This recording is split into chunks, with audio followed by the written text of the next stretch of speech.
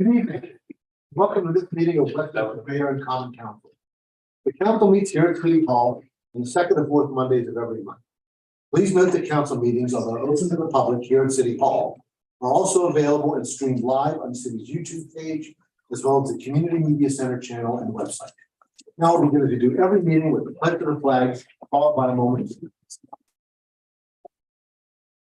Pledge allegiance to the flag of the United States of America and to the republic for which it stands, one nation, under God, indivisible, with liberty and justice for all.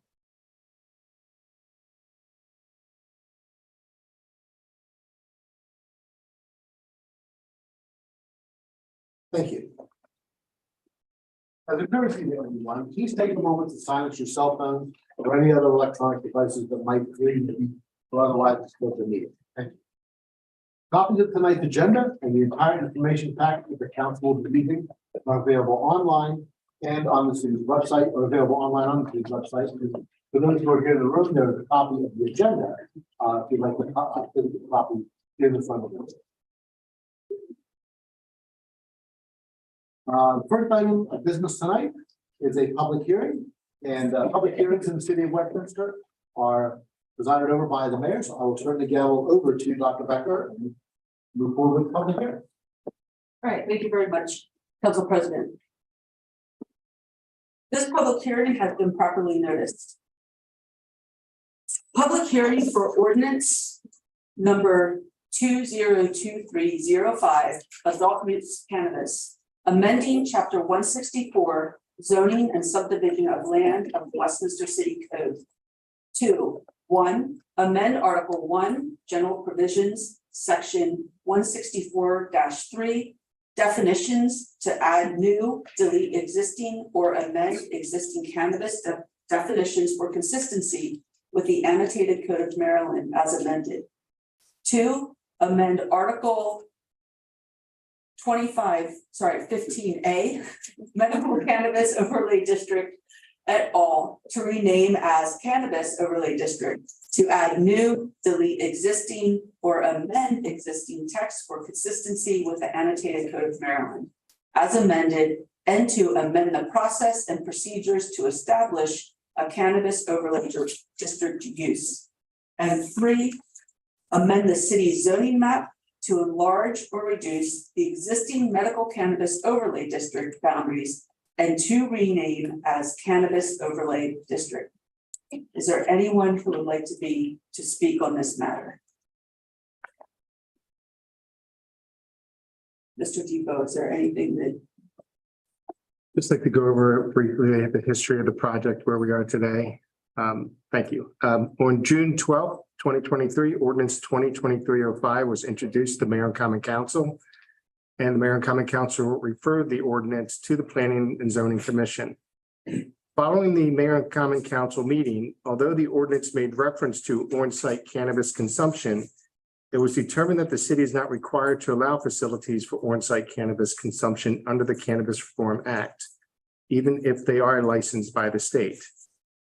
So with that, on June 29th, 2023, the Planning and Zoning Commission held a public hearing on ordinance 2023-05, where staff did bring to the attention of the Planning Commission that on-site cannabis consumption is not required. The Planning and Zoning Commission forwarded a recommendation to approve ordinance 2023-05 to the Mayor and Common Council, subject to removing on-site cannabis consumption references from the ordinance. It should be noted that in the public hearing discussion regarding on-site consumption, that the Planning and Zoning Commission did not support on-site consumption establishments at this time. I'd also like to point out at the Economic and Community Development Committee meeting as well, we did not talk about on-site consumption being part of this ordinance. Revisions as recommended by the Planning and Zoning Commission and supported by staff have been made to the draft text introduced and referred by the Mayor and Common Council to remove on-site cannabis consumption references. I'd also like you to be aware of the fact that the ordinance before you tonight is not the appropriate process to amend the City of Westminster zoning map and establish the cannabis overlay zone as discussed at the beginning of the meeting. It has been determined that the process to replace the medical cannabis overlay zone with the cannabis overlay zone requires a zoning map amendment, which requires a separate ordinance, which is tentatively scheduled to be introduced to the Mayor and Common Council on July 24th, 2023. I would like to point out this did not affect the two businesses in the city from converting over to adult cannabis. They both obtained their licenses and were both able to sell come July 1, 2023, which I believe both opened up and had a very good day.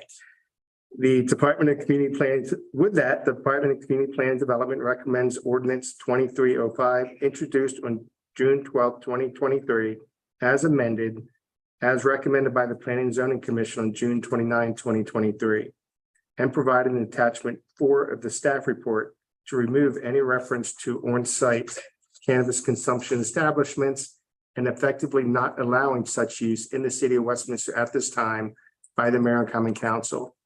Additionally, the Department of Community Plan Development recommends ordinance 2305 as amended and provide an attachment 4 of this report be approved by the Mayor and Common Council. And that completes my report. I'm available for any questions. Thank you. Are there any questions? Seeing no one wishes to speak, the public hearing is closed. Thank you, Mayor. I'll move on now on agenda. The first item, we have 2 presentations today. As we often do, these come together. These quarterly updates, and because projects so intertwined, I think that's always appropriate. We'll begin with our King quarterly update from Ms. Victor Slickman. Ms. Slickman, thank you for coming tonight.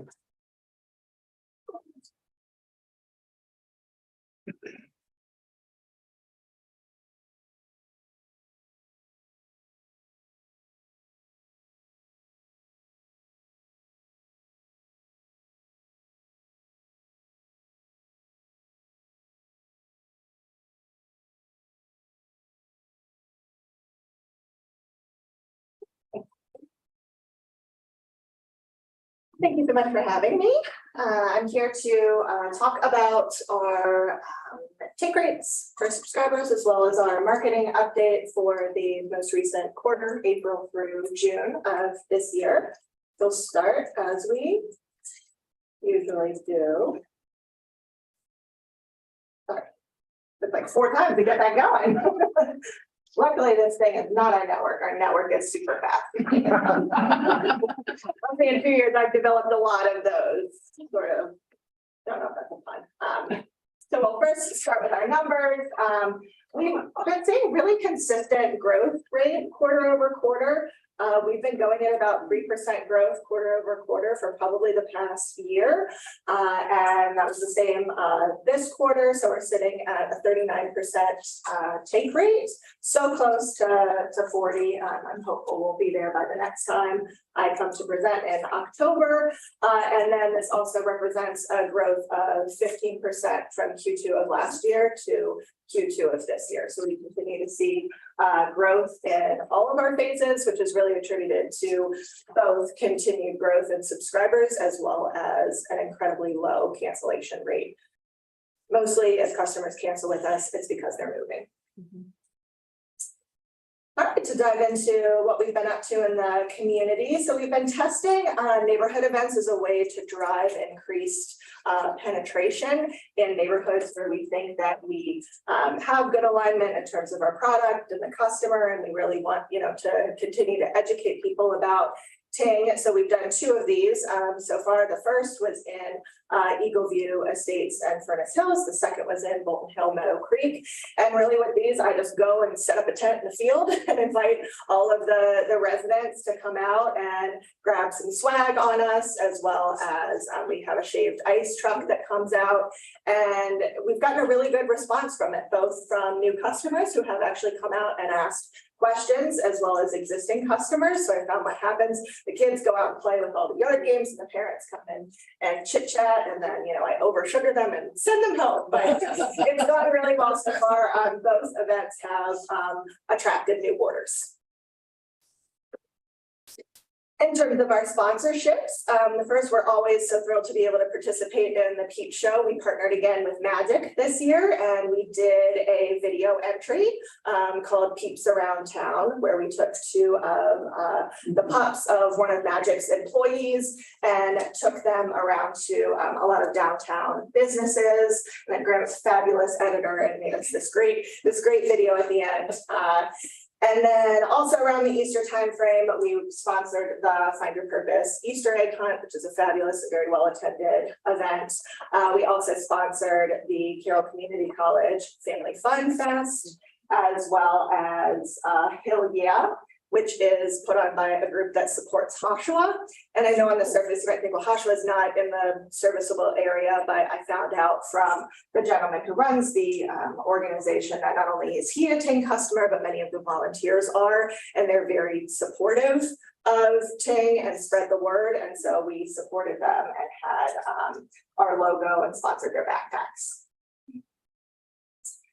We've continued to run lead gen giveaways on Instagram every month, and this is a great way both to get in front of new customers and get their information in kind of a lower pressure way. You know, they're just giving us their phone number and their email, and then we're sending them information. They don't have to order. And then in return, we enter them into a chance to win a giveaway. Every month I feature a local business. So we did in April, Super Mario Brothers movie I get called a nerd all the time because my son says it's bros, mom, not brothers, and I still say brothers. But we did a prize pack where we gave away a gift card to GameStop as well as to the RC theaters, both which are in Town Mall and both customers. In May, we did a Splash in the Summer giveaway where we gave away a family membership to the newly opened Westminster Municipal Pool. And then the giveaway that we just wrapped up was for a very nice Yeti cooler that we purchased from Dick's, who is also a customer in Town Hall. Oh. Sorry, I had to. You know, you love seeing your face in these presentations, but something else we've been testing is customer testimonials, but in the small business arena as opposed to just with residential customers. And so we solicited from all of our business customers to give us testimonials and do a short interview and give us photos. And then we've been featuring them on Instagram as a way to help businesses understand how they could be benefiting from Ting. So thank you, Mayor Council. Thank you, Councilman Kavati, for continuing to suffer my incentive requests to feature your business in media and on social media.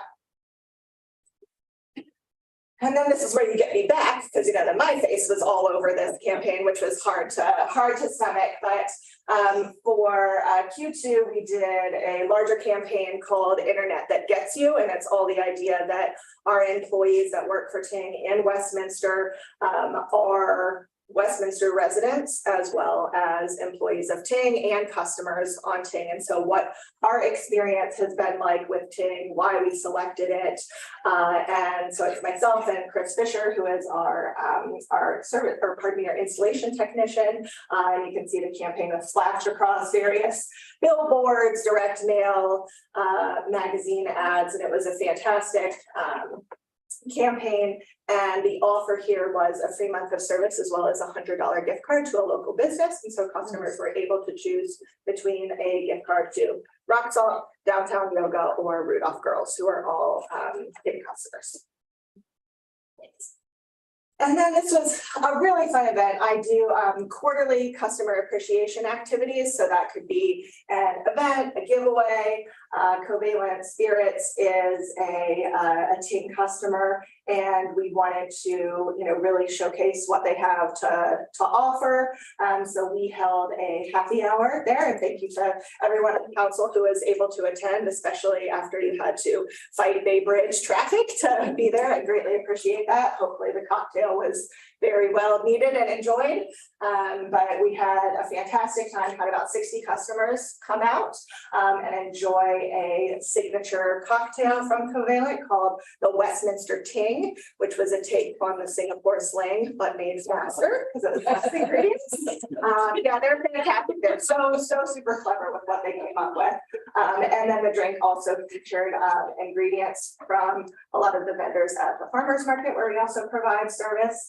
So these are just some of the photos from the event of happy customers enjoying the great time. And then we also gave away a gift basket of goodies from Cultivated. And then lastly, something that's not really as aware unless you go to the website frequently, but we've had a website that I think everyone in the company would agree with and be okay with saying was pretty stale for the past few years, and it wasn't aligned with our new brand and just wasn't a great customer experience. So we have a product team that is really worked very, very hard to launch this new website experience, and it both improves things on the front end for customers. So it's a much easier way for a new customer to navigate to the website very easily, put in their address, see if service is available, and then move through the order flow very quickly. But then it also has some advantages for us on the back end. So it makes things a little bit more easy and seamless for our support team so that they can focus on providing a great onboarding experience to customers as opposed to having to try and navigate an old system that was kind of pieced together. So we launched the new website experience on May 30th, the first generation of that V1, and then we'll continue to iterate in the coming months and roll out even more features. Are there any questions I can answer? Any questions? Yeah. So when you mentioned the businesses, so when you that have taken, we're talking about some of the businesses that you mentioned, approximately off the top of your head, or how many downtown businesses utilize TAM? I do not know that number off Okay. the top of my head. I could definitely get it for you. We have about 200, what we would consider business customers, meaning they're on the work gigabit plan. Okay. But of those, I would say the majority of them probably are in downtown and the airport business park. And then we probably have a few scattered elsewhere. Yeah, I was just curious. Yeah, and then Melissa Thorne had asked me to attend one of the city downtown business meetings and was very gracious, and she offered to pass out business flyers. So I dropped those off, and then as she does kind of her walks about town, she's passing out flyers. Oh, wonderful, good. Yeah. Great, thank you. Thank you. Any other questions? All right. Thank you very much. Always great to have you with us. Thank you so much. Yeah, I was learning that today. That's amazing. I had no idea. It's not for us.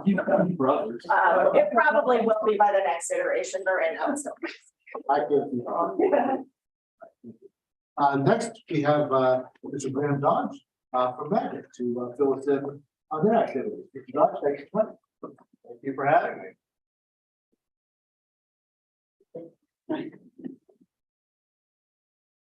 All right, hello, everybody. I'm Graham Dodge. I'm the Executive Director of Magic. We're a 501c3 nonprofit here in the city of Westminster with major funding provided by the city of Westminster. This is actually our third and fourth quarter's progress report. Since our last progress report was in the middle of our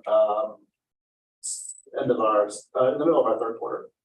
So if you are unaware or don't know much about Magic, you can kind of consider us as this confluence of students and workforce coming together with entrepreneurs and startups, investors and funding, and industry volunteers and mentors, all in technology related industries to help us then output economic development, workforce development, investing and startup acceleration.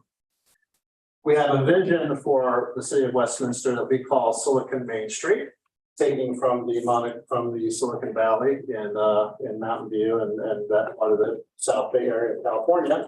And we see this as a technology-driven economic development plan for Westminster to reverse the flow of commuters, create net positive job growth, and increase city revenue, and to create ultimately a sandbox infrastructure for technology innovation built on the city's investment in gigabit fiber.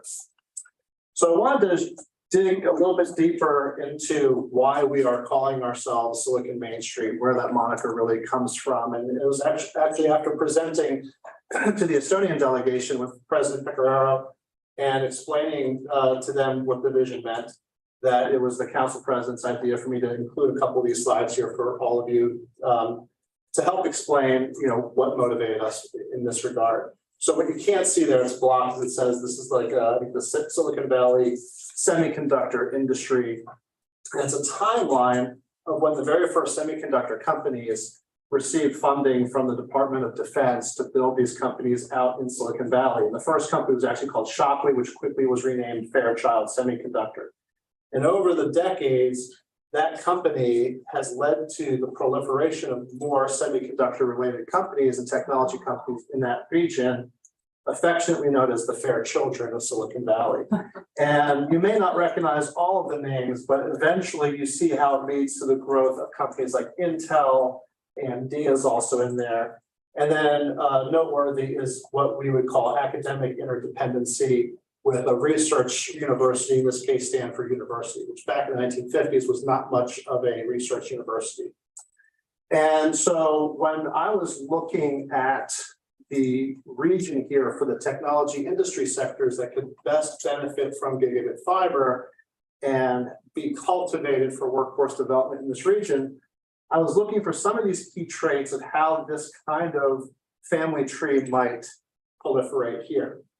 And I came across the autonomous robotics industry, which if you go back to 1991, there was a company called F&M Manufacturing near Hampstead that was bought by General Dynamics to create General Dynamics robotic systems, who then moved their headquarters to Westminster, where Knorr-Brake is currently today.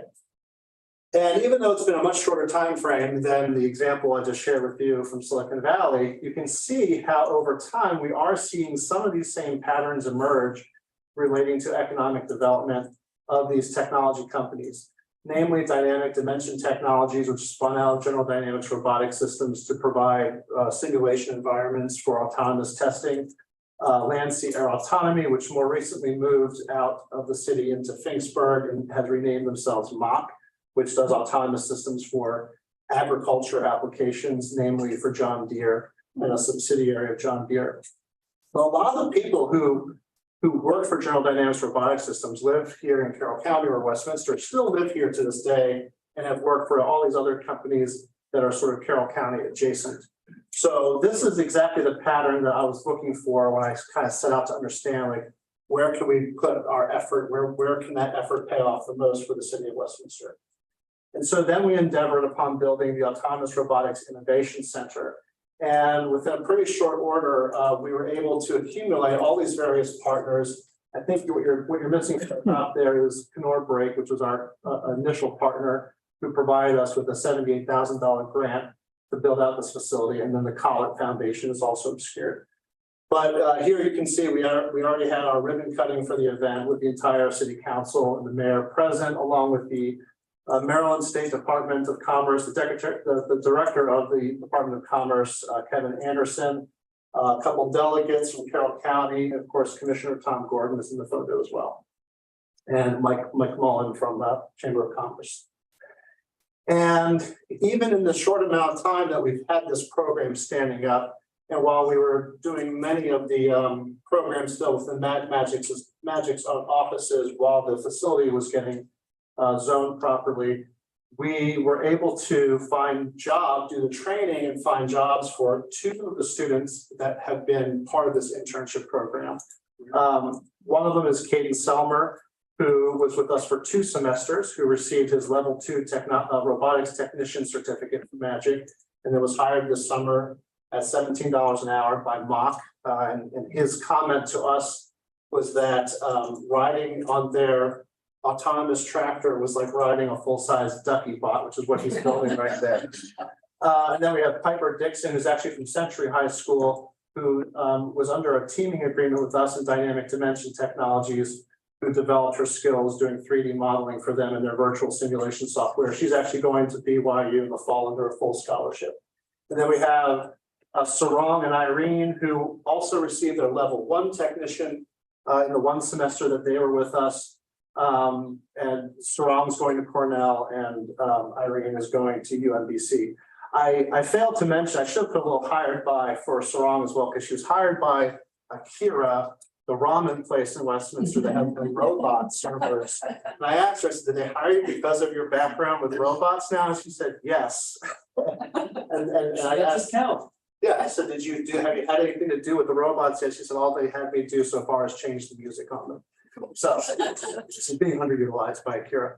Anyway, so this is very, very early successes that we can attribute to our efforts in workforce development here in this region. So into our quarterly KPIs, we are at the end of our fiscal year, so we can kind of go through the totals here. In terms of number of sponsors, we had 17 sponsors across a wide variety of events throughout the year. We received $18,627 in that sponsor revenue. We generated $12,260 in direct support from the public. And then we've applied for 17 grants and we're awarded 7 of those grants, not a bad ratio. With a total of $163,000 in single year awards. And then we had a renewal with a multi-year award with the Collard Foundation, which is the $90,000. Number of volunteers that we have sourced from various tech companies, local startups. We counted 31 throughout the year. Number of outreach meetings with local businesses, we counted 12. Number of outreach meetings held with business CEOs outside the city, we counted 21. This is just by virtue of the fact that there are so many more technology companies in the adjacent communities. And then jobs placed within the city, we actually had 7. We were able to attribute to being placed within the city, including Piper, Dynamic Dimension Technologies this last quarter. And then we have 4 workforce development, workforce experience students that we were able to hire this last quarter as well, who are being paid for by this Carroll County Workforce Development to work at Magic and learn skills related to the industries that we're working with. We were able to also facilitate 1 outside, and technically that was Caden Sommer, who's now working in Finksburg for Mock, but also very much a local company in the regard of their influence. We hosted 19 events where we attended or hosted 19 events. Of those where fiber was promoted, we had about 17 we could attribute to direct promotion of Ting. And we had coverage in 11 different articles throughout the year. Accomplishments in Q3, we hosted our hackathon. This would be January, February, March. We hosted our hackathon at Carroll Community College with 7 student teams from around the region. We host our Spire Girls program, which is a new burgeoning program in Magic, helping to attract girls in school from 8th grade to 12th grade interested in STEM careers. And we had Alex Lockwood of the National Space Telescope Institute present to that group. That's the bottom photo is with the Be Kind sign. And then we had our 2 paid interns from Winners Mill join us. That was Sarong and Irene, plus our returning paid intern, Kaden, who got the job at Mock. And then we had 4 more interns that were being paid through a teaming agreement with Magic, who are actually being hosted and hired by Dynamic Dimension Technology in Westminster. So a lot of good faith being done between Magic and Dynamic Dimension Technologies and helping to cultivate this workforce. And then we've developed a partnership now with Johns Hopkins Applied Physics Lab for collaboration on the Autonomous Corridor project. And this is the same team that collaborated with the city on the modernization of the Cranberry Station. So this is something that they are passionate about. It's part of their smart city infrastructure initiatives at Johns Hopkins Applied Physics Lab. So as soon as we're basically ready to take the next step in that project, they are there as a partner to help us. In Q4, we were awarded a couple more grants, $7,500 from John J. Leedy, $4,000 from Carroll County's local management board, which helped afford us some VEX robotics kits, which is a robotics platform for teaching in STEM and also related to competitive robotics. We hosted 75 students at our Capture the Flag cybersecurity event. We had our ribbon cutting, of course. That's Magic's complete board of directors right there. The bottom photograph, the top photograph is our Capture the Flag event that was held locally at Carroll Community College, and then had remote participation from all over the world, actually. We host our Good Game on Main events, which is where we open the doors to Magic's offices at the end of every month on Fridays, and we have Nintendo Switches set up for kids and their families to come in and play Super Mario Bros. Right? Bros? And other Nintendo games. Oh, I forgot to mention too, at the ribbon cutting, We received 4 citations of recognition, 2 from Carroll County delegates, 1 from the Maryland Department of Commerce, and 1 from Senator Chris Van Hollen. We certified our first students in robotics that I've already mentioned. I mentioned those students getting jobs, and we've been selected as semi-finalists for 2 grants, one with the Rural Maryland Council and the other with TEDCO, with a cumulative total of $137,000 in potential grants that we're waiting to hear back from hopefully next month or this month. And then we hosted the Maryland Computer Science Teachers Association meeting for their Western Maryland chapter, which was really an interesting experience, meeting all the computer science teachers in the area and hearing about what their pain points are in teaching students. And some of them actually want to receive certifications in robotics through Magic now that they're aware of the programs we're offering at ARC. So the next 2 quarters, or next quarter, I should say, we have our Pokemon Go Trash Pickup Day this Saturday, July 15th, 10 a.m. till 2 p.m. We'll be meeting at Magic's office and then sending groups of people out on 4 different routes to King Park, Dutterer Park, to the skate park here, and then to City Park. And thanks to Abby Gruber for offering to host some refreshments for them at the Armory for those that are coming this direction, because I'm sure it'll be a hot day.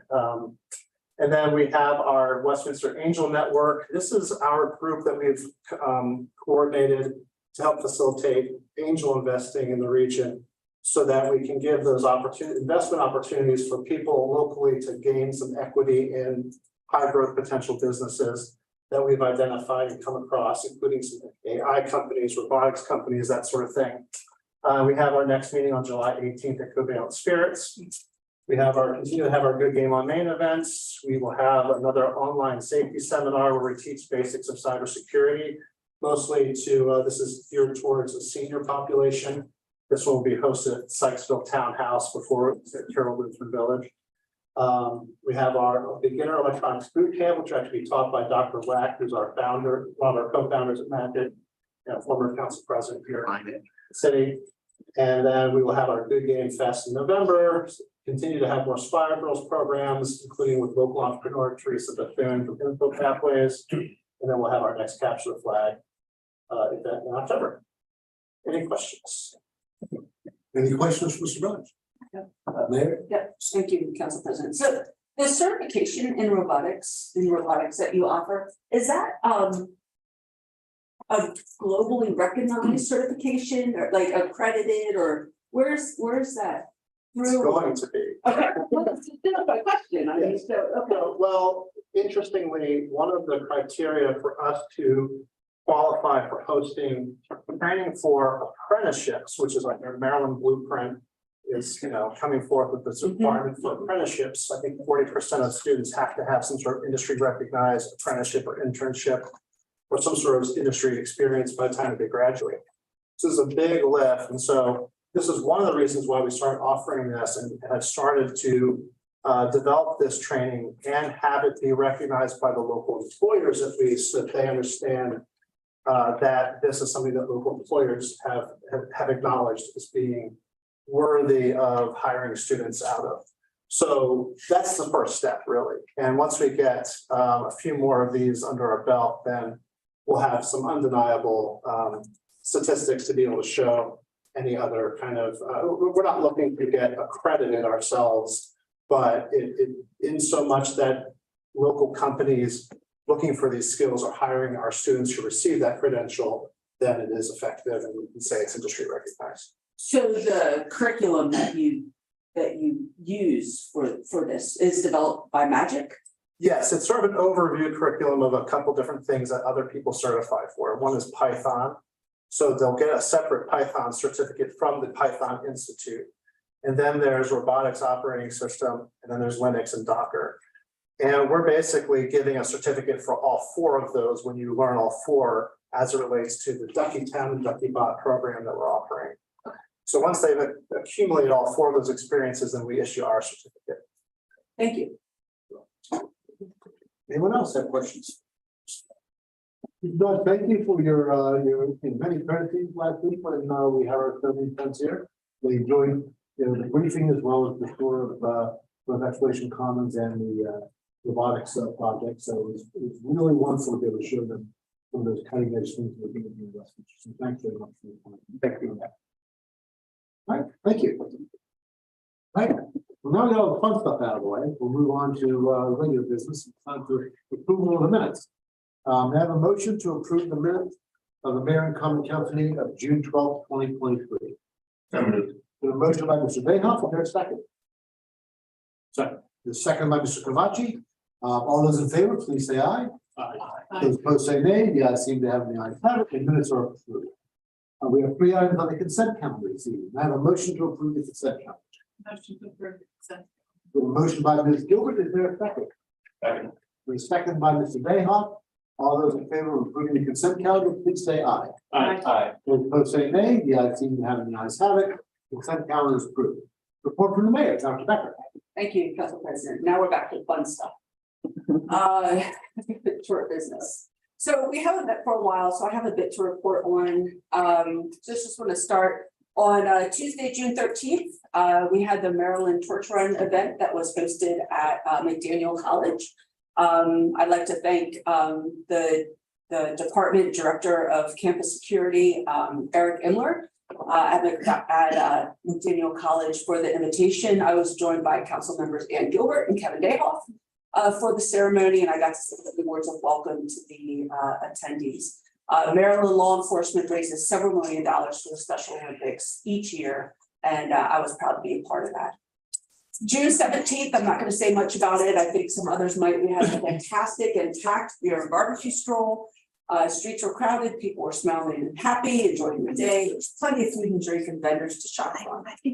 And thanks to Rec and Parks, as always, for putting on a great event. On June 21st, I officially welcomed our new Deputy Chief, Christian Price, to the Westminster Police Department at his swearing-in ceremony. Councilmember Cavacci was also present with me that morning. Major, it was very nice to meet your family that day as well.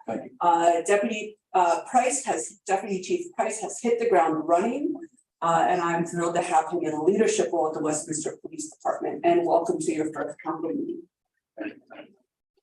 Sunday, June 25th through the 28th, most of the council, along with myself and our clerk, Doug Barber, and our Director of Planning and Economic Development, Mark Depot, were in Ocean City at the Maryland Municipal League Conference. It was an amazing conference. I had a wonderful networking opportunities, attended workshops on the municipal government, spent time with mayors from across Maryland, and was able to get some time with the governor, lieutenant governor, and was also able to meet with several cabinet secretaries. I imagine others may also talk about the conference as well, but I especially want to congratulate Councilmember Ann Gilbert for presenting at a panel on homelessness, housing, and mental health at the MML conference. On the subject of Councilmember Gilbert, I also wanted to take a minute to publicly congratulate her for being appointed to the Governor's Center for Excellence within the Governor's Office of Crime Prevention, Youth, and Victim Services. She is a member, she will be a committee member of 3 years on the Planning and Implementation Committee that is housed within the Governor's Office of Crime Prevention, Youth, and Victim Services. And so congratulations on that appointment. I think that's just fantastic. On Friday, the June 30th, I attended a Wandering Waterways workshop in Berkeley Springs, West Virginia. I snuck in as a Maryland mayor by knowing the organizers, but I did learn about how the town of Bath is using green infrastructure to eliminate some of their flooding issues, which we luckily don't have, improve their stormwater runoff, and increase their biodiversity in town through innovative streetscapes. July 1st through just this past weekend, we had our delegation from PIDA Estonia arrive. I think I can safely say we had a fantastic visit with Council Member Sarit Fahelgas and Development Director Carola Jonoff. I know they had a wonderful time traveling around Westminster, Carroll County, and the region. Thank you, especially Council Member Tony Cavacci, who hosted the welcome cookout at his family's residence, and to everyone on the staff, which is just about everyone who is a city employee who participated in the week by describing their position within the city, what they do, answering questions, I would like to thank all the department heads who came to our special meeting of the mayor and council on that Thursday evening to talk about what they did and introduce yourself. I appreciate all of you. And so thank you so very much. One of the items that both council member Helgas and Ms. Yanoff commented on throughout the week was the kindness shown to them and the helpfulness of everyone they met, not only at the city, but within, not only from the city employees, but also within the city and within the county. And a special thanks to Tom Baird, who orchestrated a phenomenal itinerary for the week, down to the 15-minute mark. Last week was also the in-person week of workshops for Common Ground on the Hill. If you're not familiar with Common Ground on the Hill, it is 2 weeks of workshops. It's amazing. At McDaniel College, 1 virtual week, 1 in-person week of traditional arts and craft classes taught from people around the world. I've taken classes on timber framing, watercolor, all sorts of things. Last week, along with hosting the delegation from Pida, Estonia, I took a class on blacksmithing and woodwork and built a cabinet using primitive blacksmithing and hand tools. Taking a class at Common Ground is one of my favorite things to do over the summer. And so if you've never been, I really encourage you to check that out. And then on Saturday, July 8th, Westminster held a Pride Festival. It was one of the largest and most well-attended. And this is only the 4th year that Westminster had hosted a Pride Festival. And it was such a great day to be out in the city. I awarded the scholarship prizes for students from CCPS who had graduated and are headed to college. And Jason Garber, one of the organizers, and myself accepted a citation from the governor's office in celebration of our festival. I'd also like to take this evening to thank Birdie's Cafe, the Rudolph Girls, Mermaids, Lifebridge Health, Random House, and Ting for being major sponsors of this event. We have a busy month coming up for the rest of July as we celebrate National Recreational Parks Month. Council members are continually meeting in committees to address city business, and I'm looking forward to the rest of the summer and the fall. Thank you. Thank you, Dr. Becker. Move on now to reports from standing committee to begin, as we always do, with our liaison to the Arts Council. Thank you, Mr. President. Down at the Maryland Municipal League conference, I had a nice meeting with the Maryland State Arts Council. Talked about our mural project for the Carroll Arts Center and maybe perhaps hopefully some public art projects in the future. The strategic plan for the Arts Council is moving along. We had a meeting last week. That's critical in order to continue to get the level of funding that we get from the Maryland State Arts Council. And then also the mural project is moving along.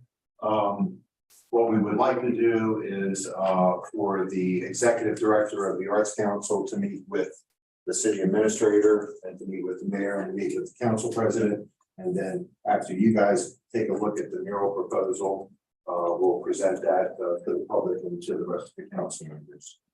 I believe that's my report. Thank you. Thank you, Mr. Behar. Economic and Community Development Committee, Mr. Hawk. The only thing I will mention is our next meeting is Thursday, July the 20th at 10 a.m. All right, thanks, Mr. Hawk. I have nothing to share tonight from the Finance Committee or from the Personnel Committee. Public Safety, Mr. Kalachi. Thanks, Mr. President. On June 13th, the police department, as the mayor mentioned, participated in the annual county law enforcement torch run, the Special Olympics. The event raises funds and awareness of the wonderful work Special Olympics does. As the mayor also mentioned, Sorry. Deputy Chief Christian Price was sworn in on the 21st by Mayor Becker, and Deputy Chief Price brings 28 years of law enforcement experience with him to the agency. And as the mayor said, you know, he hit the ground running. I've been nothing but impressed in the interactions I've had with him so far. I think we're incredibly fortunate to have someone of his caliber as part of our senior leadership within the department. And I think he's going to be wonderful, and hopefully he'll be around quite some time with us. So I'm really glad you're here. I know that I speak for everyone sitting up here today, is that they feel the same way. On July 3rd, Chief Ledwell met with a delegation from HIDA, our sister city that's already been talked about, and gave an overview of how he and the police department are addressing recruiting, retention, and employment motivational issues that are being seen in law enforcement nationally. HIDA doesn't have their own police department. They rely on larger agencies to do it, but it was, I'm sure, still interesting for them to hear about how we are working, trying to deal with that situation. And on that note, I did want to take a moment and you would please pass this along to the troops that, and again, I know I speak for everyone up here. We know that we have vacancies in the department. We are not fully staffed, as is the case with, I believe, probably every law enforcement agency in the nation. It's very difficult to find people that are willing to be police officers right now. And because we have vacancies and we are understaffed, our police officers are working a lot of overtime. Sure, they get paid for it, and I think they're all happy to have a little bit of overtime at times, but probably not the amount that they're getting at this point. And I think we're all very grateful because we all live here, and it's obvious that they're doing a great job because crime continues to be very low. I see the statistics all the time, yet knock on wood, and they're doing a wonderful job. And I know they're working exceptionally hard and lots of hours to do that. So hopefully we've got some folks in the academy, and hopefully we've got some people we can recruit and get in and get those numbers back up a little bit. So we're not working quite so hard. But again, please pass on our appreciation for the work that they're doing. That's all I have, Mr. President. Thank you, Mr. President. Public Works, Ms. Gilbert. Public Works has been busy with their regular summer duties, including supporting all the many community events since that just continue throughout the year. However, I did want to bring everybody's attention to the bright yellow paint that is showing up in the center of Westminster near Johansson's and the railroad tracks. So I just wanted to draw everybody's attention to that. You can probably see it from a while away because it is very bright. Hopefully it will thus prevent some trip hazards along that Main Street corridor the state of Maryland so graciously gave us. So just wanted to highlight that. And that's all I have for Public Works. All right, thank you, Ms. Gilbert. Recreation and Parks. Well, that's me again. So, as Mayor Becker talked about, the summer began for our Parks and Rec department with not only the opening of our swimming pool, but also the beer and barbecue stroll that turned out terrifically. And that kind of quickly moved us into July. And for the next couple weeks, there is a calendar on our website that has everything that's going on in our city Parks and Rec for July, including building a glow-in-the-dark bounce ball, which is quite interesting. We have free snowballs every Thursday from 12 to 1. Reptile Wonder is coming up on Wednesday. There's a discount day at the city pool on Friday. They are partnering and highlighting the Pokemon Go Community Trash Pickup Day, which everybody's heard about already previously. And the list goes on from Aqua Zumba to teaching kids pickleball. So there's lots of activities all the way through to the 31st. Also, I wanted to also highlight that for those that go to our rec center or even see some of our folks working, I'm sure Ms. Gruber is extremely excited over our 3 new employees. So they were introduced today at our community business meeting, and you could tell the excitement and grin from ear to ear that she has 3 new employees under her belt. So that's all I have for Parks and Rec. Very good. Thank you, Ms. Gilbert. And finally, Technology Committee, Mr. Dayhoff. Progress. Thank you, Mr. President. All right. Thank you, Mr. Dayhoff. Now turn to council comments and discussions, the opportunity for council members to share any thoughts they have on any other issues that are not elsewhere on the agenda. Again, with Mr. Kalachi. Thanks, Mr. President. Just wanted to kind of echo again what the mayor said in terms of the Estonians and visiting. It was a wonderful experience having them here for the parts of it that I participated in. I did want to echo her appreciation for retired Command Sergeant Major and former planning director, Tom Baird, and the work that he did. I know he put a lot into it to make that happen. He volunteers his time, he doesn't get paid for it, and he puts a lot of time and effort into it that allows city staff not to have to do that, or one of us not to have to do it, which is much appreciated. It was a lot of fun. One little anecdote for missed this part of your vacation, but for staff as well. We went to Roxall, and the two delegates, the two people in the delegation ordered crab cakes, and they had never had them before. And I was watching when Corolla took a bite, she reached in, I was intently watching to see what her reaction was going to be. And as she put it in her mouth and started to chew, I'm sitting real close to her. She said, "Oh my God." That was they loved it. So it was a wonderful experience. So that's all I had. All right, thank you, Mr. Kalachi. Thank you, Mr. President. The Pride Festival was wonderful. Wanted to echo the Pride Festival. I thought the MML conference was particularly good. This year, we got a great deal of value out of it. There were a lot of great seminars and presentations. And I really appreciated the opportunity to meet with much of the governor's cabinet. That was good. The delegation from Estonia, that was a lot of work, but I think it was really worthwhile and I really enjoyed it. And I also really enjoyed that we had a lot of statewide participation. Folks working with that. I especially appreciated the Adjutant General joining us for one of the events. She has been a regular in Westminster, because she wants to see her old friend, Mr. Cabrera. And I believe that's all of my remarks. Thank you. All right, thank you, Mr. Dayhoff. Ms. Gilbert. I hate to sound like a little bit of a broken record, but MML was a great convention. Not that I wasn't a speaker in part of it, but it was good. Thank you. But the topics were good, just as always, the networking, and it was really nice to see everybody kind of back to the old MML convention that, from the past 3 years of dealing with COVID. So that was really nice. I also wanted to extend a thank you to Mayor Becker and President Pecoraro and Councilman Kavachi.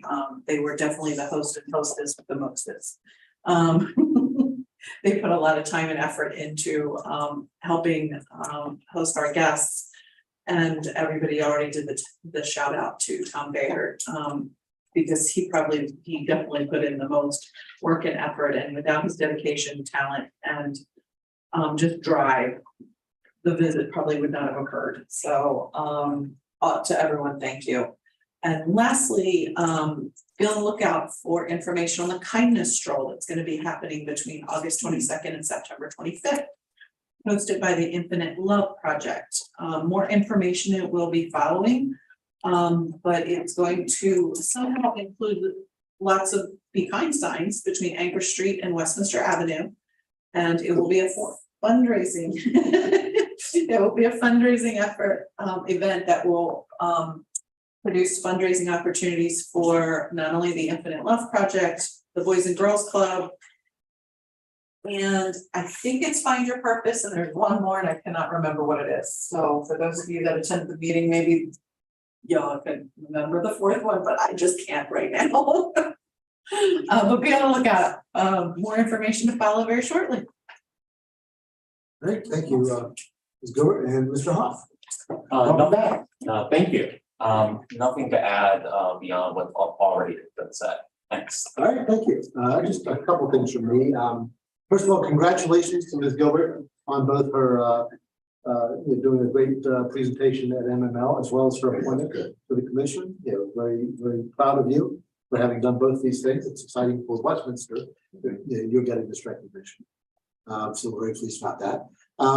Also just want to touch briefly on the rest of MML. It was a good event this year, and especially pleased Mayor Becker and I had the opportunity to go together to the governor's cabinet session and get to interact with several cabinet secretaries and their staff. Had the opportunity to talk with the new Secretary of Housing Community Development Secretary Jake Day, the former mayor of Salisbury, and when we had the opportunity to speak with him, going around the table, I said, I just want to fix in his mind that Westminster is the Salisbury of the Western Shore. Oh, that was great. And so he liked that. I think he's going to remember that. So anyway, but it was really great to have the opportunity to talk with him and folks from the environment and general services and a number of other agencies. Really just to make sure that they remember Westminster, and also that we're able, to develop some relationships so that when there are state programs, it will be beneficial to the city. We're in a position to support the staff as they try to take advantage of those. And I know that Ms.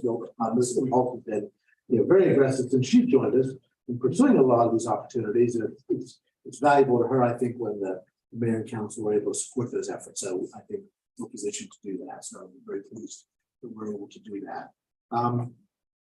Also, just briefly, we've said a lot about the visit of our Estonian friends. It was wonderful to have them here. I think I got to spend at least as much time with them as anybody else did on the council. And really enjoyed getting to learn a lot more about our sister city, as well as tell them about Westminster. And one, I think the best things for me was two things. One was as was noted by Mr. Pachi, that they were so pleased with how kind and friendly everybody in Westminster was.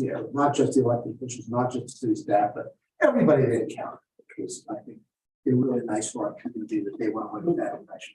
And also, to watch them experience things here.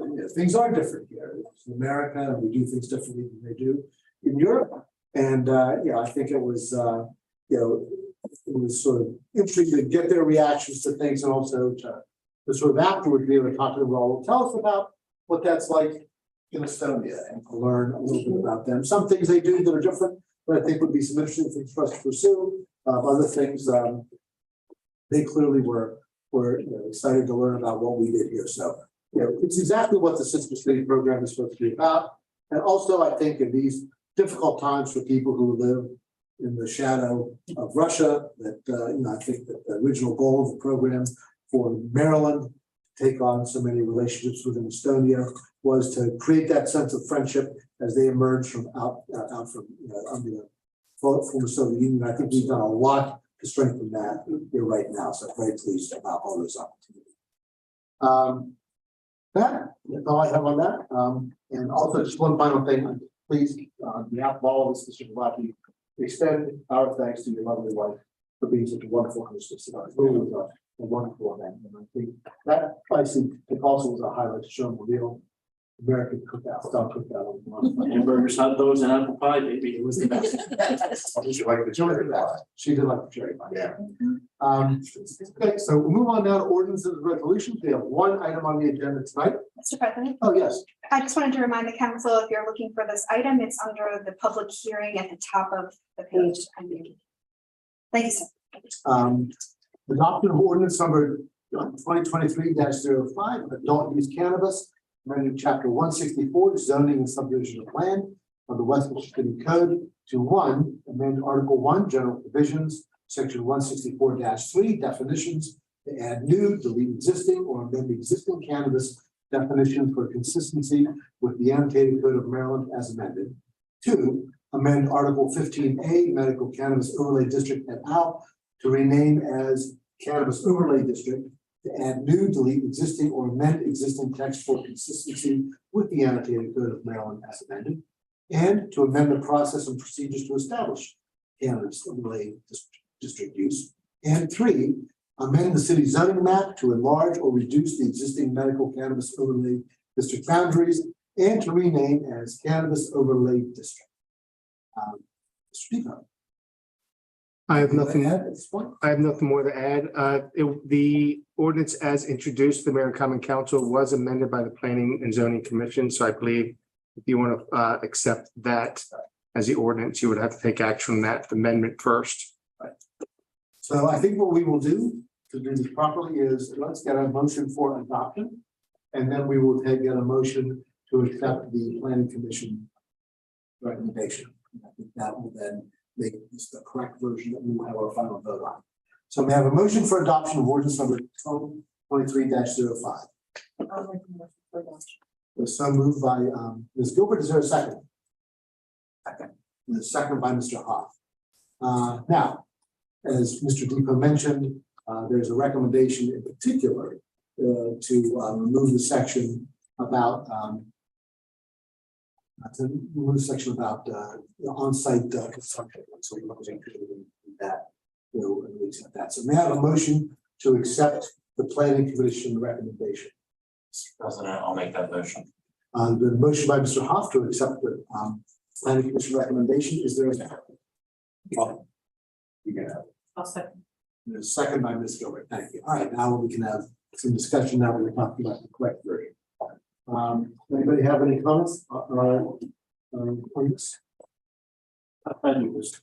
Right, we got it. A little bit of clarification, so, and I apologize, I just didn't quite realize this. The consumption question that is being addressed here, this is for the dispensaries that are selling. Or is this any establishment in the city of Westminster that we're prohibiting any consumption? I believe it's only for the dispensaries that are selling it. Okay, so we're saying in this that it's the two dispensaries that we currently have or any future dispensaries that may be dispensing or selling that you cannot consume at their facility. Yes. It's not necessarily prohibiting it from some other establishment at some point in time down the road. Yeah, the state law, I'm sorry. Well, now, I was just gonna say, with the amendment, your ordinance will not be addressing the issue of on-site cannabis establishment. Doesn't address it at all. No, that is an issue that will be taken up later by you directly. Okay. And as you may already know, the regulations at the state level are still being created. Right. And in August, there's a cannabis symposium being held that hopefully will have the information or some information regarding the regulations that will allow you to then formulate your position on the issue. Perfect, because that's what I was going to say. I think it's premature for us to make a decision on going beyond just the dispensaries at this point until we know a little bit more. So you answered exactly, nice job. You picked up exactly where it goes. Thank you. That's all I have, Mr. President. Thank you, Mr. Kalachi. Anyone else?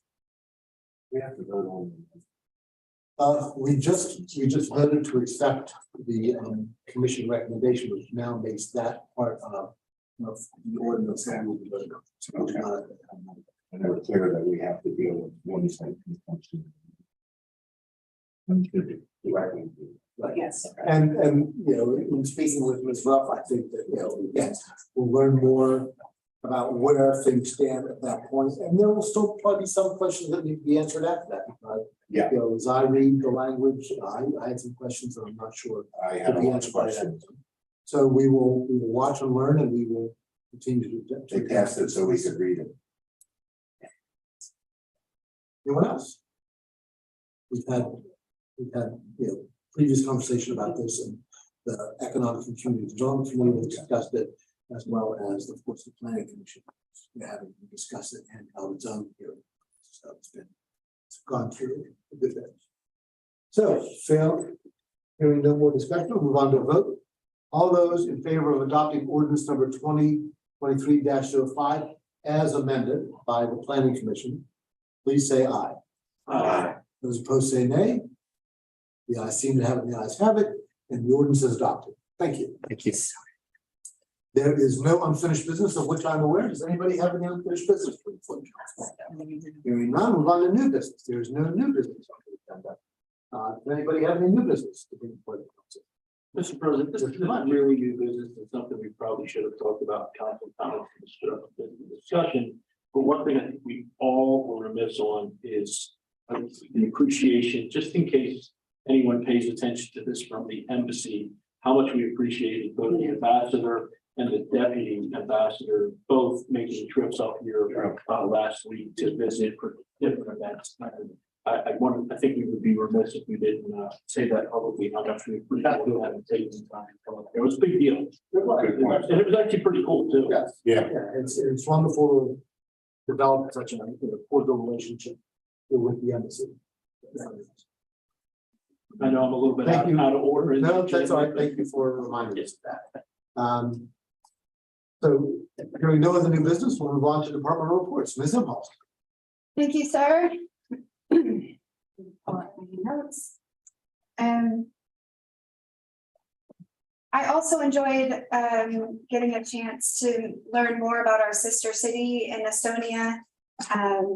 Being as I'm sort of relatively new around here still, and meeting those folks.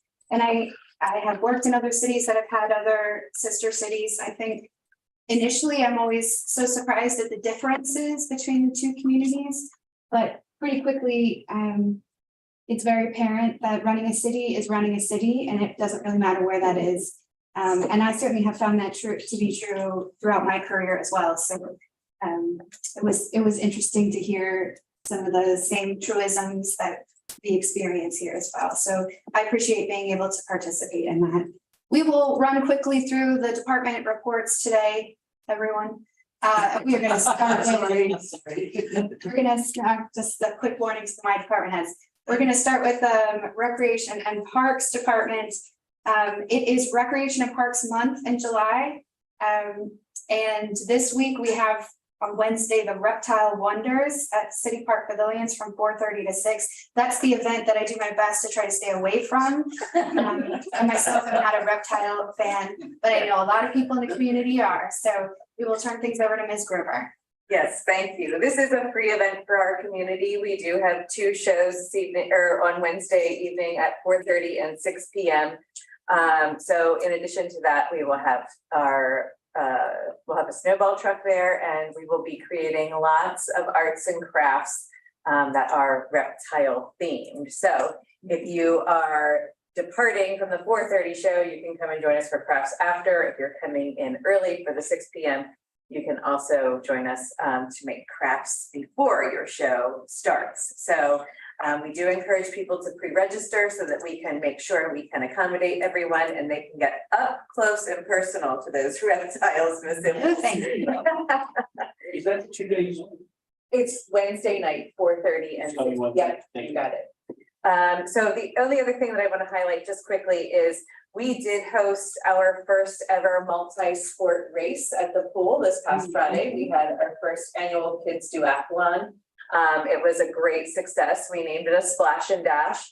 Depending on your aquatic ability, you would swim a 225, a 125, or a 25 in our newly renovated pool. And then you would go to a transition area, just like any type of multi-sport race, where you would change into your running gear.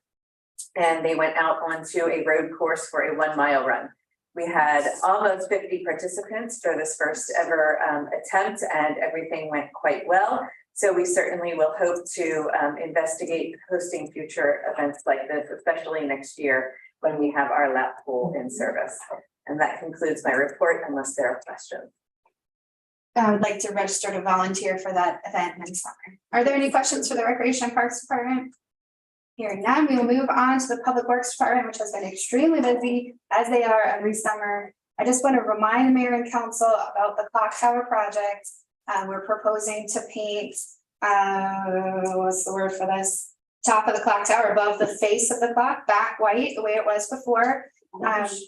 Yep, so it's gonna look like the way it has for 100 years. We just want to make sure everyone's aware of that. Mr. Dick's gonna take over. If you have any questions about the clock tower, please ask Deputy Director Dick. Sir? Thank you, Mr. Moss. Clock tower is going really smooth and on schedule.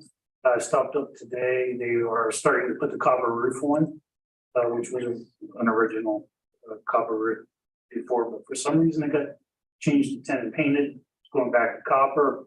They're up there today prepping that and getting that put back on. So it's going really smooth. All the brickwork is now completed on all 4 corners. Have been completely ripped down and rebuilt.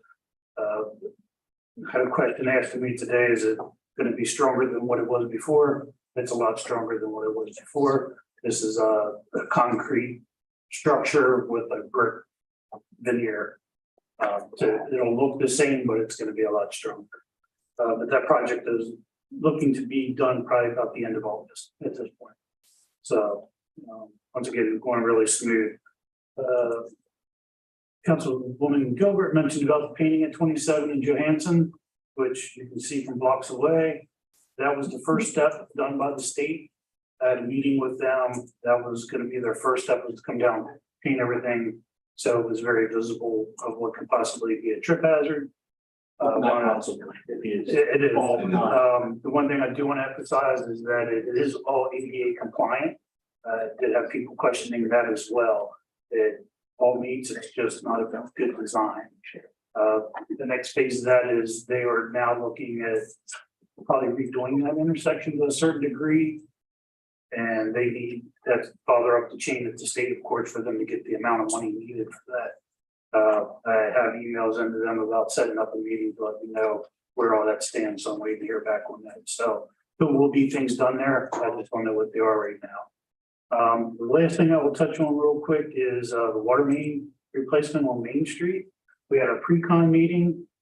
We are now waiting for them to give us a schedule and a phasing of how they would like to do it.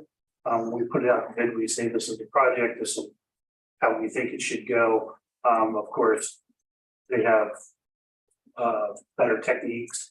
The first thing they brought up was trying to get rid of bypass pumping so they could work all winter.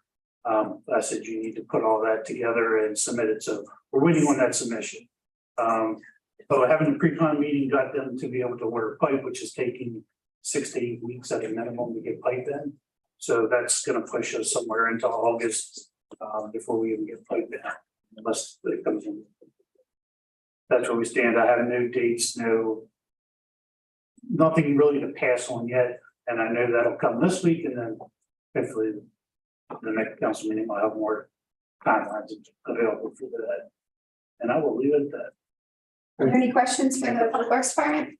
And we'll have lots of time then to give her and let the public know, particularly all the businesses on Main Street. I was at the downtown business meeting today. Kept it very general, telling them I have no dates, but as soon as we do, we'll push it forward. This will certainly bear repeating frequently. Yes, it will. And we can announce it as the speakers. We could, that's right. Right. So just to follow up on that, I appreciate the downtown business owners meeting being one way, but that's not gonna catch. Okay. We're gonna have to go door to door, and literally hand these people a document or something, because they're gonna claim they didn't know, and very agitated about it. That will be part of the Main Street. Two questions one about the clock tower. So we're gonna paint the top white, but is it gonna be the stripe, or are we gonna paint the dentile bricks as well? So that's what the original question was. Right. Was we found a 1903 picture where it was just a little thin white band going around. At some point, it all got painted white from there to the slate roof. It's been like that forever. It's what everybody's used to seeing. As they started to redo the brick, he was just like, this is beautiful brick. Are you sure you really want to paint it all? Which is why I presented the question. He presented that because as a design build, he's keeping things moving. As he got around to the backside, there was brick work that wasn't so good that you would see from a street level. So then he kind of came back to me and was like, hey, it's not so good on the other side. We don't have enough of the old brick to make it match. It's probably going to be visible. You might just want to actually consider painting it white. So that's how all that transpired. And the Historic District Commission recommendation did not. Thanks. I've heard it's more than that. So we did take it, this is going to be part of my report on July 11th. We took it to the HCC just for recommendation. They typically do not prefer that you paint brick. That's a standard, that's a stance, but after seeing the original 1903 picture where the band was painted and looking at the paint today, they weren't opposed. They checked with Chair McMasters to make sure that was an accurate reflection. They typically do not, but they did hold it to us if we felt it was better to paint. Do the minimal amount of painting, as Deputy Director Dick pointed out, with the band and the dental type of cornice work, and limit it to that only. I think there was some confusion when we met with them that they thought we were discussing the entire tower. And then once we narrowed it down to what we were looking at solely, I think they were more amenable, but again, they typically do not like it to be painted. Okay, I was trying to understand from the email. What exactly what the recommendation was. But yeah, I agree. I think we agree as little things as possible. Mhm. And that's what- yeah. Council President. Mr. Pop. So having dealt with painted brick before, one of the issues or big concerns with painted brick, and I'm sure you can verify this with the contractor. Mr. Holden, I know him, is it holds in moisture. But I would suspect that Mr. Golden would tell you that because it's at the top of the structure, the moisture is gonna come down through the brick over time. So if you were painting the base of that, I think it'd be a lot more problematic than painting that top portion. And from a balance perspective, just from a visual perspective, I understand why even 100 years ago, because you all have all that white woodwork. And I think probably part of the reason that was painted white originally was to kind of have some balance, just from a visual standpoint. We can debate this in the email, but I kind of understand where the concept is coming from. And you are saying that they have reused a lot of the brick. Right. But there's some of the brick that they were not able to match exactly.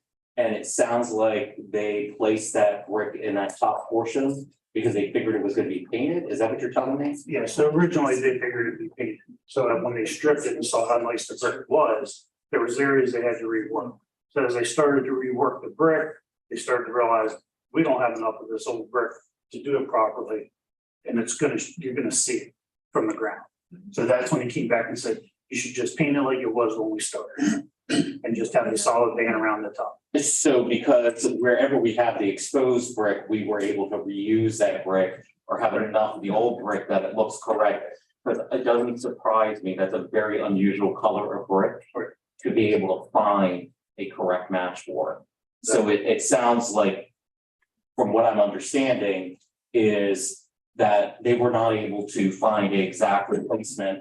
And so some of the new brick that is being used ideally would be the portion that's gonna end up being painted and no one would be the wiser in theory. That's correct. Okay, that makes sense.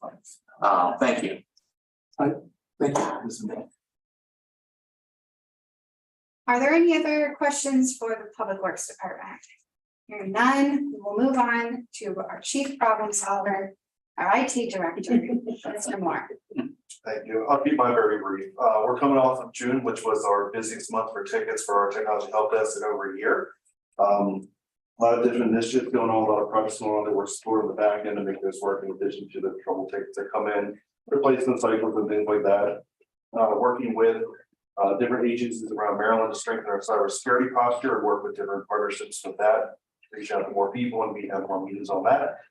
Just keeping everything running. Put it there. Keeping everything running in every single department. There is no department that our chief problem solver has not gotten his hands into in the most minor way that makes the largest difference to each and every department. So thank you, Mr. Moore. Are there any questions for the IT director? Great. Hearing none, we will move on to the housing director. I would like to start off by just thanking Mr. Brown, who served as the acting city administrator for one of the weeks that I was off in June. Thank you, sir. Appreciate you keeping a little lid on all the pots. And let's hear from the housing department. Thank you. Just want to report on two things. First, the rental housing license program. We have so far have 492 renewals. 453 of which we issued license for. And then on the housing short voucher program, we have issued 11 new vouchers. Of the 11, 7 leased up on the 1st of July. Very good. Are there any questions for the housing department? Hearing none, we'll move on to the planning department. I would like to also extend the same thank you to Mr. Depot, who served as the acting administrator for a week as well. You know, doesn't love my job for sure, because he's busy enough with his own job. So can you give us what's new and good in the Thank planning you. department? And I'd like to thank Mr. Moore tonight, who allowed me to access my computer the last minute in the help desk. Very for our good. request. On July 5th, the Historic District Commission discussed the planning for the nation's 250th anniversary. And also staff updated the commission on the clock tower improvements, which we discussed. On July 11th, the Board of Zoning Appeals is scheduled to discuss updates to its rules and procedures and the draft decisions for case 23-1 and 23-2 from its June 6th meeting. And on July 20th, the Planning and Zoning Commission is tentatively scheduled to hear the site plan for Northeastern Supply. This is located on Magna Way, which is adjacent to the property west of Integral Components. And that's all I have. Thank you, Mr. DeBar. Any questions for the planning department? Quickly, what, are they expanding? They're already there, right? Yes, the northeastern side, this is a new building for them. Okay. A new building in addition to, or they're moving from their old location. That I'm not familiar with. They're already out there. In the airport somewhere. And for this, I bought something. for this development, it's a new. Maybe I have Northeastern mixed up, but it's a new development on Magna Way, right? Just like I said, just west of that Integral Components. So maybe I have the name of the business or the development incorrect. We'll look into that. But I will get that. Curiosity, don't worry about it. Thank you. Are there any other questions for the planning? Very done. We will move on to the finance department. Ms. Rogers. Thank you, Ms. Imhoff. Good evening. So I'll make it brief and we'll give you one bullet point for each department. So finance is, we're in our new fiscal year, fiscal 24. This is our first meeting, but we will be toggling back and forth in finance between fiscal 23 and 24 as we work on various items in preparation for our upcoming audit, which I'm expecting will take place in the fall. And then from HR, I just, again, want to put a plug in that we have lots of jobs posted on the website, westminstermd.gov/jobs. And the applications you would apply for online. And that's it. Thank you. Thank you, Ms. Rogers. Are there any questions for Ms. Rogers? One quick comment, Ms. Rogers, thank you for taking on both of those responsibilities. It adds a lot to your plate, so we all appreciate that very much. Thank you. All right, I'd like to introduce to you and to the community, Major Price, our Deputy Police Chief, who we have stolen from Prince George's County. So now there are 4 of us in this room who are former Prince George's County folks. Some way, shape, or form. We're slowly infiltrating Westminster. So I'm happy to introduce Major Price to give the police department report. Sir. Good evening, everyone. I just want to say thank you to the mayor and council member Kavachi for the intro also. Everyone's been great in helping me transition to a new position. And I'm very excited to be here. So thank you. Go over some quick notes, highlights of some of the department's community engagement, special events that we've assisted with that haven't been mentioned. On June 24th, the department assisted with the Citadel Skateboarding Foundation Bomb on the Hill. Evidently, from what I've heard, it was a great event and everything went well. Our K9 team of PFC Kanaki and his partner Leo did a demo at the Boys and Girls Club on June 29th. That was a hit. Kids really loved it and showed them what the K9 handler and his partner could do. We assisted with the 4th of July celebration at the Farm Museum. They told me today that they had over 11,000 people attend. Went very well and no major issues. I think everybody had fun. And then, we also assisted with the splash and dash diathlon at the city pool. It seemed to be a great event and I'm sure it's going to get bigger. Staffing kind of been touched on over the past month. The agency's been working hard to fill those vacancies. Last month, we've already hired a civilian dispatcher starting on the 18th, 1 lateral transfer coming in for sworn police on August 1st. And right now we have 4 hires for the police academy starting August 15th. We have several other candidates in the pipeline that look good. So hopefully we'll be filling all those vacancies. Crime issues. We had an isolated incident of catalytic converter thefts that occurred over the night hours of June 18th and 19th. We had 4 reported in the city. These thefts were connected to several other in Sykesville and Anne Arundel County. This is a regional issue, but like I said, we had an isolated incident here. And then the other thing is organized retail theft still occurring, still an issue for us, but it's an issue regionally also. MO is that they're going to hit several stores in several jurisdictions on the same day. But we are working with other jurisdictions to share the intel and develop suspects. That's all I have. Are there any questions for the deputy chief? Thank you, sir. Great, thank you. Mr. President, that concludes the departmental reports. All right, thank you very much. The final item on our agenda is citizen comments. We invite the public to address the mayor and council on any issues that pertain to tonight's agenda or any other city issues.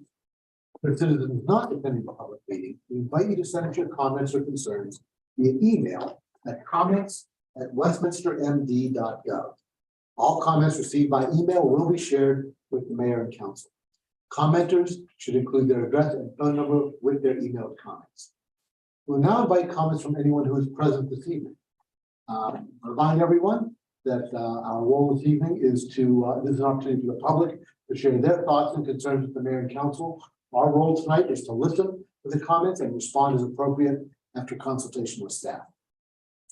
Now, is there anybody here present who would like to be heard? Please give us your name and address for the record. Anyone? Yes, sir. Harvey Muller, I'm at 402 Lee Masters Lane in Westminster and Wakefield Valley section. First of all, I'd like to comment or commend Public Works for your outstanding job you do for the bulk trash pickup. Our community uses you guys all the time, and it makes our community look much better than certainly without it. So you probably know my name firsthand as far as yard waste pickup. Second, Tony, we'll get back to you and Mona as well as far as the Wakefield Valley tree planting exercise out there. The neighbors are still not happy. It's an eyesore throughout the valley with the trees and the plastic tubes. They've done mowing, but that actually looks worse since they've mowed than they did before it was mowed. And I know some of the neighbors had taken it upon themselves to go ahead and mow, even though you asked us not to. But apparently some of the neighbors were not there to hear your request. But it's all I can say, it's an eyesore. We've enjoyed that space for 40 plus years as an open space. And now it's filled with 1,000 plastic tubes and overgrown grass. And your vision is certainly not the vision of our community. So I'm not sure what you want to do about it, if you're going to ever do anything about it, but just letting you know that we're not happy. Thanks very much. Anyone else wish to be heard? Okay. In that case, that concludes our agenda and the meeting. Our next meeting will be scheduled for Monday, July 24th, and without objection, we're adjourned.